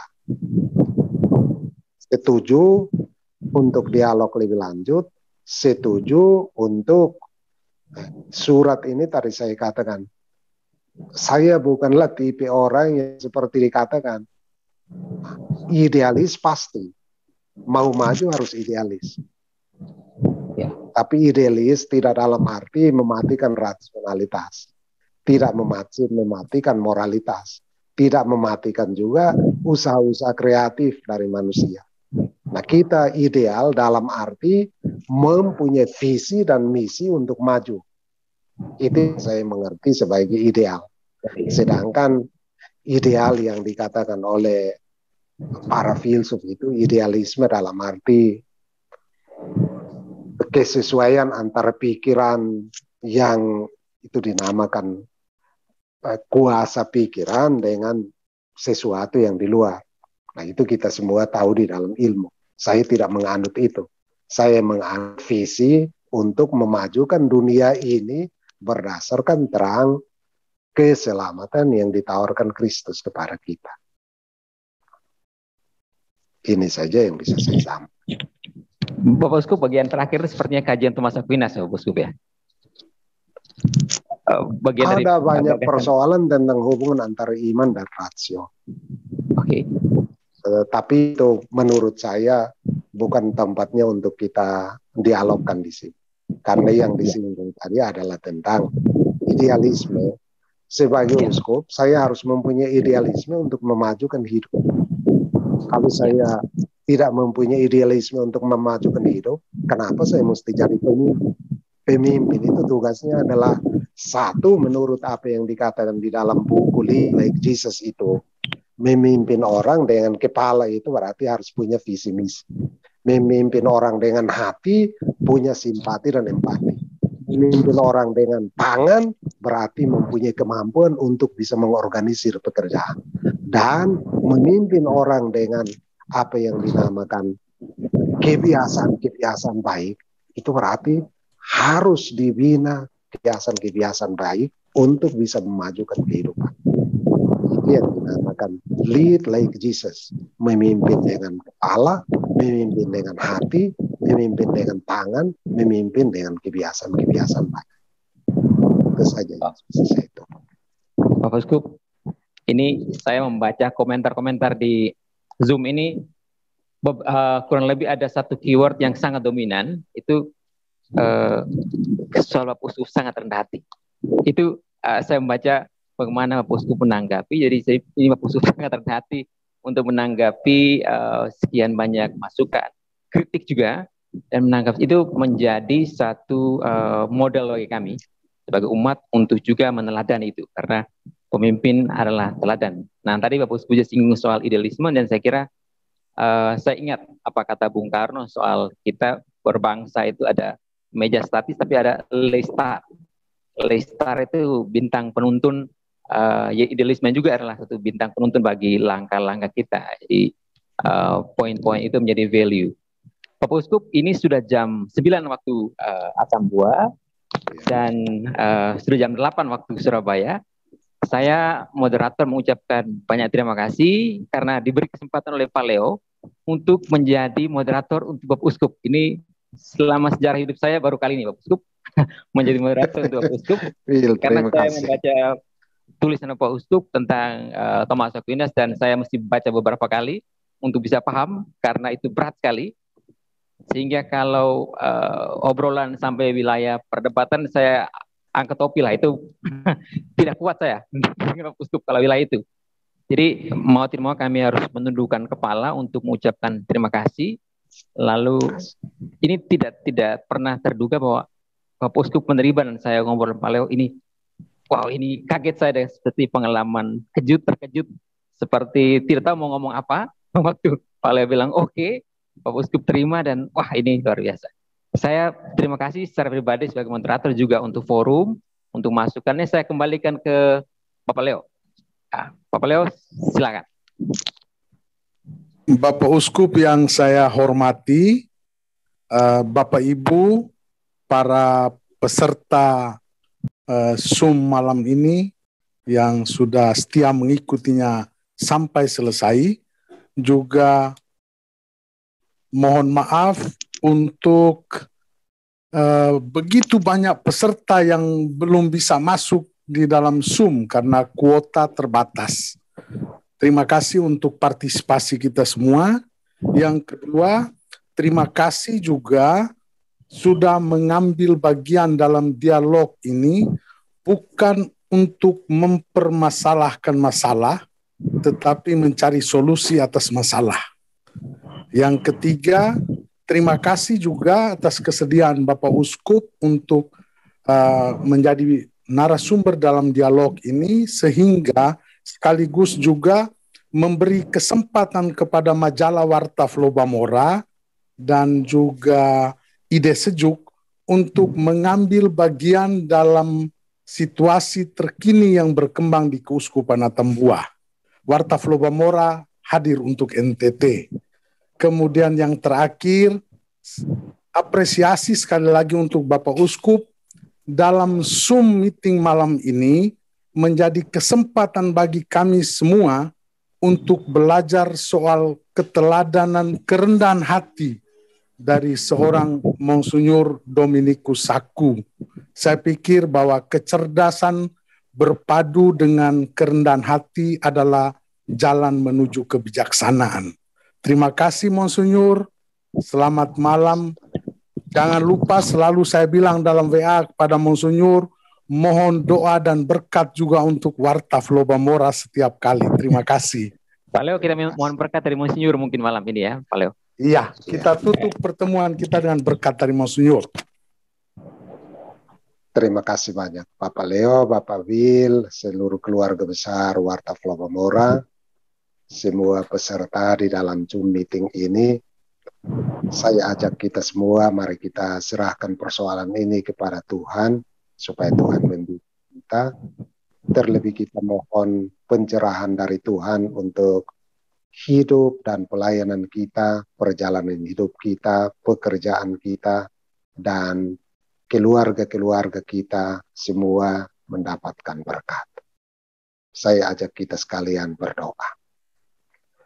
Dalam nama Bapa dan Putra dan Roh Kudus. Amin. Tuhan Allah Bapa yang Maha Kuasa, terima kasih. Kami telah menggunakan waktu-Mu untuk berdialog pada malam hari ini. Kami mohon berkat-Mu untuk kami semua, untuk keluarga besar Warta Flobamora, keluarga-keluarga dan saudara-saudari kami yang bergulat di dalam kehidupan setiap hari. Berkatilah keuskupan kami, berkatilah umat-Mu, berkatilah keluarga-keluarga, terlebih anak-anak kami, anak-anak Tuhan yang dipercayakan agar kami layani di dalam gereja, sehingga mereka mendapatkan pelayanan yang makin baik sesuai kehendak-Mu. Turunkanlah berkat dan rahmat-Mu untuk kami semua, para peserta Zoom meeting pada malam hari ini, untuk keluarga-keluarga mereka, untuk pekerjaan dan perjalanan hidup mereka selanjutnya. Dalam nama Bapa dan Putra dan Roh Kudus. Amin. Oke, terima kasih untuk kita semua. Selamat malam, Pak Uskup. Terima kasih banyak. Ya, salam untuk kita sekalian. Ya, terima kasih banyak. Selamat malam, Bapak Uskup. Selamat malam. Selamat malam. Saya matikan Zoom-nya.